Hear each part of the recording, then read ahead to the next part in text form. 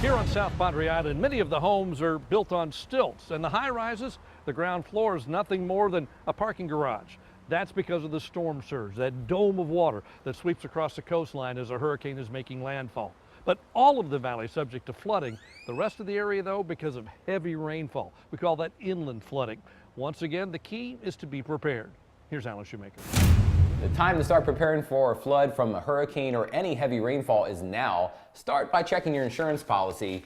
Flood insurance is separate from most insurance policies that you have on your house or home. If you look at your insurance coverage and you see a section called wind and hail under the property coverage, this is separate from what happens during a flood. Wind and hail storms do not cover flood waters from hurricanes. You may be wondering if your home can flood. Everywhere can flood with enough rainfall, but if you want to check out flood risk maps, go to msc.fema.gov/portal, where you'll be able to view maps that have been issued by the government to determine your risk for a flood. Urban development has increased flood potential. Because back in the 1980s, when those maps were made, none of this was here. Before a storm or hurricane ever hits, look around the outside of your house, because things you have around like a chair or a cooler or anything in your yard can blow away, either blow through a window and cause rainwater to go in, or could clog storm drains. Clean up any yard waste you have around the house, including old tree limbs, because old vegetation and garbage that comes out of your trash can could clog storm drains and cause more flooding in your neighborhood. This was the case in my neighborhood in 2007 when flash flooding from thunderstorms caused trash to flow down the street. Examine the trees around your property. If you have big trees with long limbs, take a look at them and see if some of the old limbs are possibly going to break off during a storm and blow through your window, and then give them a good trim. If a storm is approaching, get the latest forecast, including any watches and warnings, on Channel 5. Also, you can get the latest watches and warnings by following on your mobile device with the KRGV weather app. You should know the difference between a flash flood watch and a flash flood warning.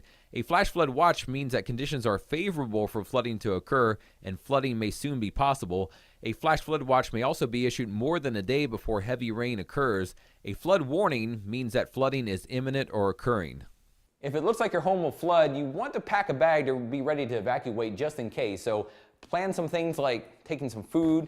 If you have any medicine you need to take important papers that can't be replaced, maybe any financial documents, old photographs that may be lost during a flood, you want to save, put those in there. Also data, if you have a laptop or important backed up data, take that with you so it's not stolen while you're gone or ruined in flood water. And also take plenty of water. That's something you'll need always during the storm.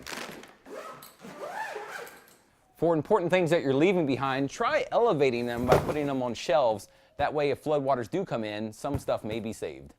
Start making preparations now so that when a flood does hit, you'll have a plan in place whether you are going to stay or go during a flood. For some, preparing for a hurricane is as easy as closing the hurricane shutters. For one group of people, the state mandates what they do to prepare and that they get it done. Samara Kukinos reports. This is a hurricane supply kit. It's a waterproof container that contains the basic supplies to get you through the aftermath of a storm. It includes water and other basic necessities to last at least 3 days after the storm has passed. While we encourage you to make a kit like this for your family, other families in the RGV are required by the state to do this very same thing for a special cause. Foster families in Texas are required to have a detailed plan of where they'll go and who they'll stay with in the event they have to evacuate. The kids in their care are under the state's protection. Cornelia Garza from the Texas Department of Family and Protective Services says their plans are even more detailed. We have to have all the paperwork that we provide to them for their placement, such as the placement authorizations, medical authorizations. Each child has an educational portfolio that the family has to ensure that that they take it with them. Lists of meds, insurance policies, and other important documents should be with your kit too. Be detailed. You don't want to leave important items behind if you have to leave at the drop of a dime.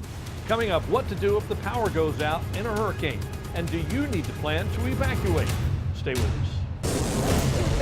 On the outside of that hurricane.